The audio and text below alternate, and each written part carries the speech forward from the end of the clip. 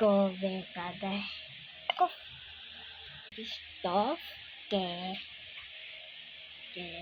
stone, stove, and coffee.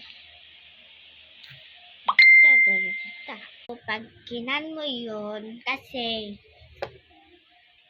pag in-English mo, parang ganon. Pag Pilipino mo naman, kwan. Okay. So, magme-makeup. Kanina ka ba? Tas yung ganon skin.